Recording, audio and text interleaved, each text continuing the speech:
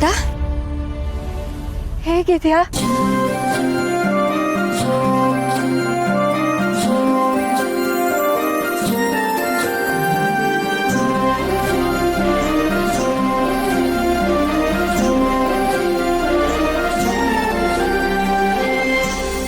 ಕನಸೊಂದು ಮಡಿಲ ಸೇರಿದೆ ಜೋಲಾಲಿ,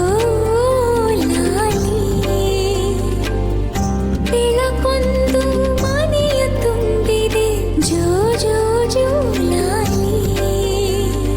ಲಾಲಿ ಲಾಲಿ ಲಾಲಿ ಲಾಲಿ, ಈ ತಾಯಿಯ ಕರುಳು ಕೂಗಿದೆ, ನಾನಿನ್ನ ಬಿಡಲಾರೆ, ನಾನಿನ್ನ ಬಿಡಲಾರೆ.